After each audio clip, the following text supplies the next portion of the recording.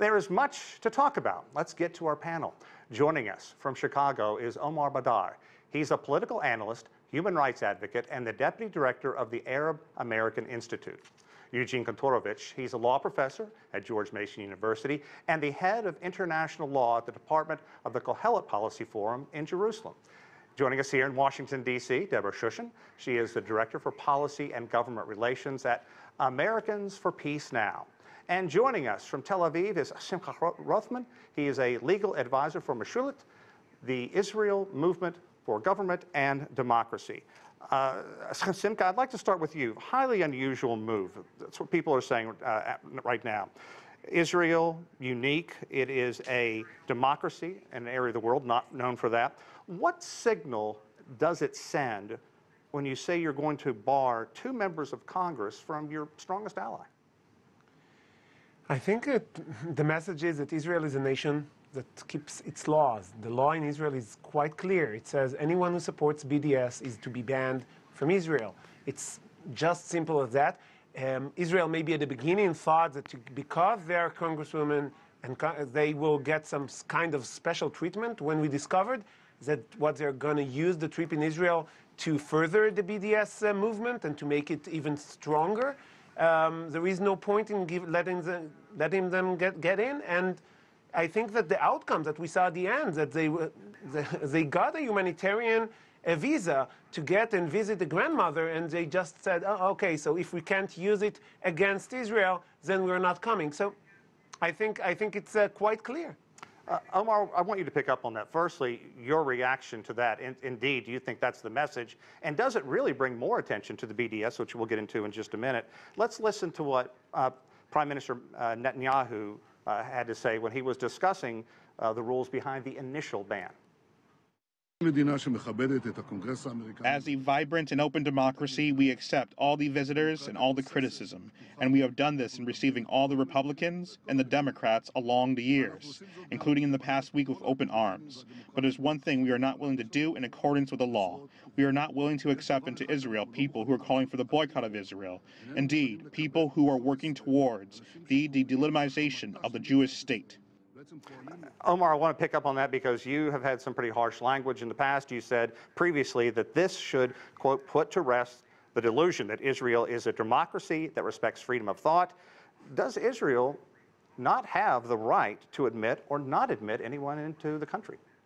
So I think you're laying the context correctly. I just want to dispute the initial description of Israel as a democracy. Israel is a democracy for a certain class of people, namely Jewish citizens of the state of Israel. Primarily, you have Arab citizens of Israel of Palestinian origin who have second-class citizenship with limited rights. And then you have millions of Palestinians living in the occupied West Bank and the Gaza Strip who have no rights whatsoever, and Israel controls their lives. And they pretty much made that point by barring Rashida Tlaib and Ilhan Omar's entry.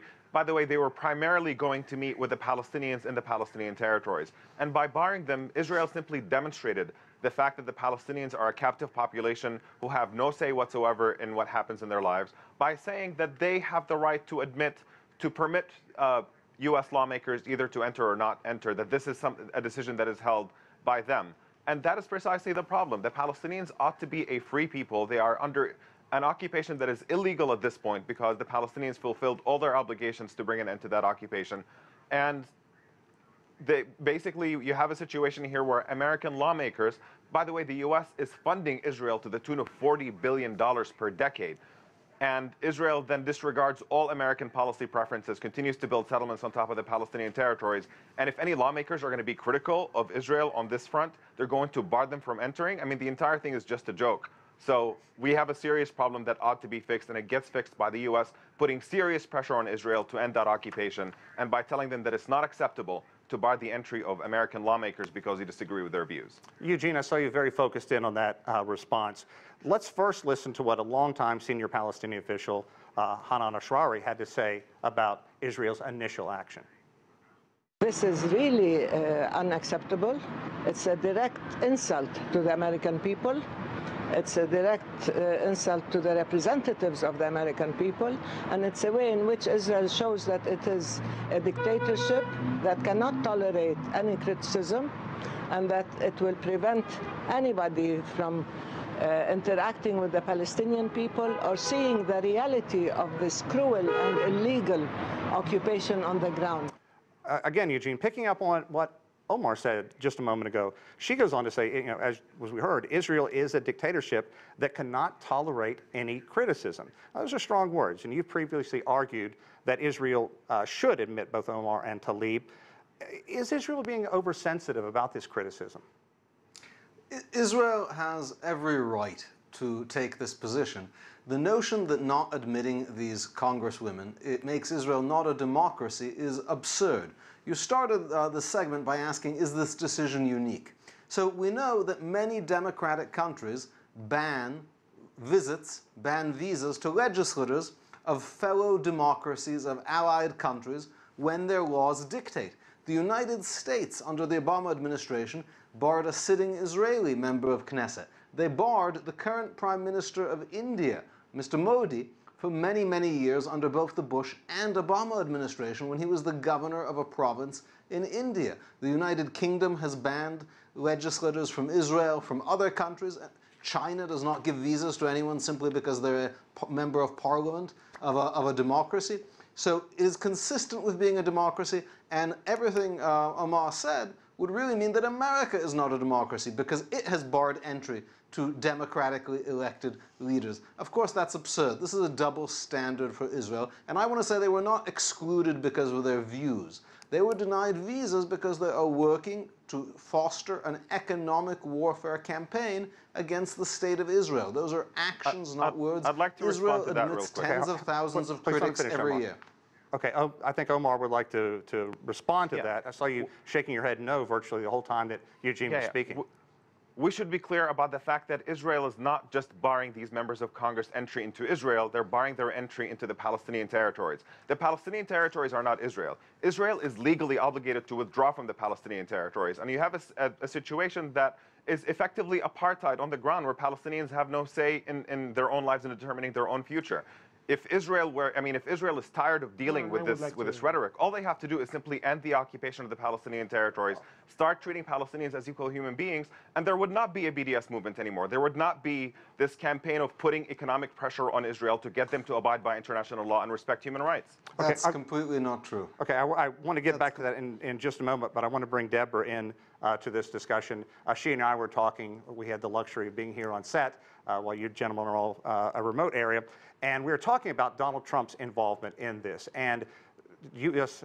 President Donald Trump has not told the U.S. media whether he reached out to Israel ahead of a tweet. But Deborah, I want to read this tweet to you. I know that you know it by heart. But Trump said, "It would show great weakness if Israel allowed Representative Omar and Representative Tlaib to visit." And using Trump's language, they hate Israel, all Jewish people, and there is nothing that can be said or done to change their minds. Minnesota and Michigan will have a hard time putting them back in office. They are a disgrace.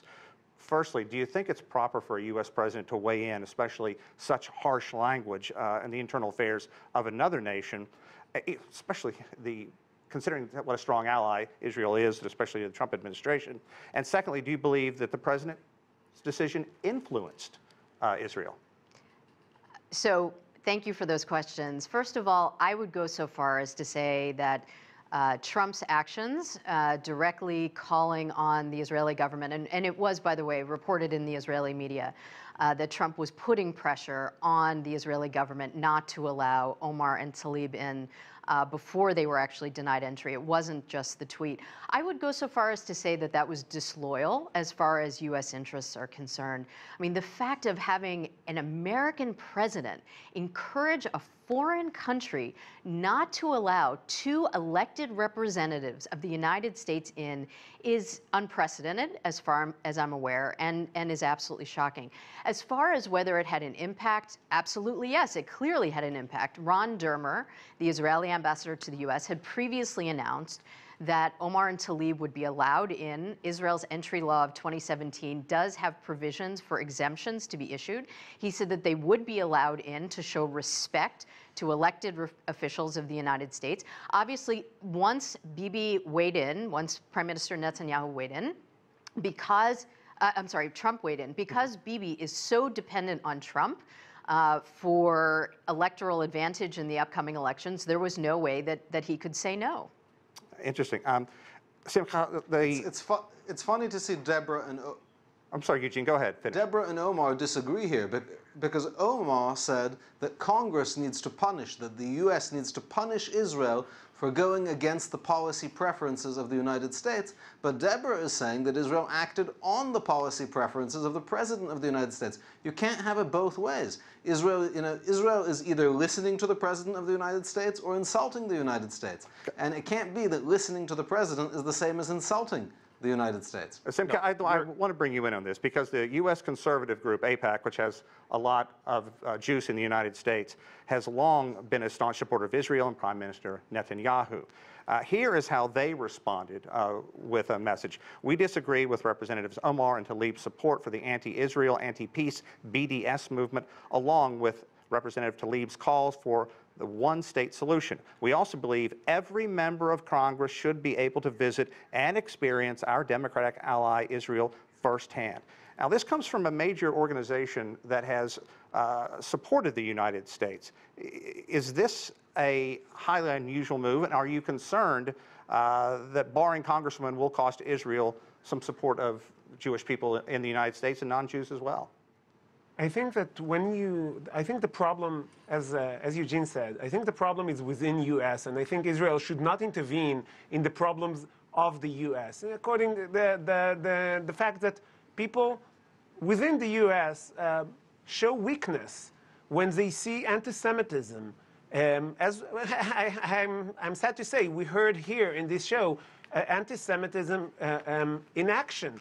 When you call Israel an apartheid state, when you say Israel is an illegal occupier, and when you use double standards on Israel, if the people of the U.S., if the representatives of the Democratic Party in the U.S. show weakness and do not take the moral high ground and say those two congresswomen are a disgrace to the Democratic Party, are a disgrace to the U.S. Congress, if they don't say it, maybe it's a good thing that Trump did it because you shouldn't tolerate this kind of anti-Semitism, double standard, terror sympathizing. You just shouldn't.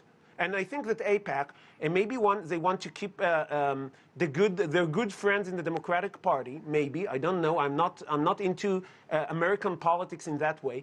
But I think it's a disgrace to the Democratic Party that these people they gave them support, they gave them backup. They shouldn't get it. Okay, I want to bring others in a second, but Deborah, you're furiously writing notes down there, and you were shaking your head. Was that language anti-Semitic? Of course not. And it's so offensive to hear that claim leveled without any base when we here in the United States are dealing with a significant rise in anti-Semitism that is leading to synagogues being shot up by white nationalists. To hear these false accusations of anti-Semitism. The fact is, Israel is called an occupier because it is occupying territories according to international law that it conquered in 1967. It is in no way anti-Semitic to say that. So let's begin with that. Israel has. From what country? It doesn't, I mean, the fact that you occupy territories that you conquered during law, I know Israel likes to say that these are disputed territories because they were controlled by Jordan before I mean, international law just doesn't agree with that claim. There is a consensus. We have a disagreement with Jordan. Outside of Israel, there's a consensus that these territories are occupied. I'm sorry if you don't think so, and that's not your opinion. Okay, let me stop there because I think you made some very good points, and we've been talking at length about BDS. Omar, let's talk about what BDS is, what it stands for, and the way this has played out. The two representatives who are not going to be going there to the West Bank now, has this just not brought more attention to the whole issue? It sure has, but I just want to address two quick points that were mentioned earlier. The fact that Israel is an occupying force in the Palestinian territories is not just documented, is not just international law that is documented by the UN and the International Court of Justice, but also documented by every major human rights organization in the world. Amnesty International, Human Rights Watch, and even Israeli human rights organizations like B'Tselem. So to believe that this is somehow anti-Semitic is effectively to believe that there is an entire anti-Semitic conspiracy theory that runs the entire world and every major human rights organization on the face of the planet. And this is just preposterous. It is absurd on its face. And as far as the contradiction that Eugene mentioned earlier, what he caught in the positions of mine and Deborah's, let's be clear about the fact that long-standing U.S. policy has been opposed to the occupation and favoring a two-state solution. And in that sense, Israel has taken endless billions from the United States while disregarding the U.S. preference that Israel stop building illegal settlements on top of Palestinian lands. So absolutely, Israel was snubbing the U.S. I think in the case of Trump, there's a drastic mentioning reversal of the money in the issue. I think that the fact that you're time and again mentioning the money may give the hint of a little bit anti-Semitism, because the money has nothing to do with it. The money that Israel gets as a support from the U.S. serves the U.S. interest. I think that all American lawmakers that supports it for many, many years might think that if the occupation served American interests, the U.S. would not be opposed to it. And if you will continue to mention it, maybe the claim for anti-Semitism will be a little bit stronger. Okay, so we're not allowed to talk about the fact that the U.S. gives Israel billions of dollars, and that the fact that the U.S. opposes Gentlemen, I the think we've all made our point on that. Those are things that we're not allowed to talk about? Omar, I think we've made a point on that, but I want to get back to the core here, because this really centers around the BDS. Talk just a bit about that, and don't you think that just the way the heated rhetoric has built up around the world, it has focused more attention on that? Absolutely. I think it has focused attention, and rightly so. I mean, they've simply highlighted the fact that Israel was caught in a difficult situation, let's be honest. If they let these members of Congress in, they were going to document the apartheid that exists on the ground, the mistreatment of Palestinians, the severe human rights violations, and they were going to come back and report on it, which would have made the case for the boycott, divestment, and sanctions movement that is attempting to put economic pressure on Israel to abide by international law. And by not allowing them in, they've simply exposed that there is something to hide, which brings attention to it as well. So Israel is caught between a rock and a hard place. And the only way to get around this issue is to end the occupation and start treating Palestinians as equal human beings. Then there would be nothing to hide, and there would be no attention that needs to be brought to the situation altogether. Okay, Omar. Now, Eugene, you want to jump in there the notion that Israel is hiding something is absolutely... Okay. The notion that Israel is trying to hide something is absolutely ridiculous. There are more foreign journalists here, I think, than per capita than anywhere else.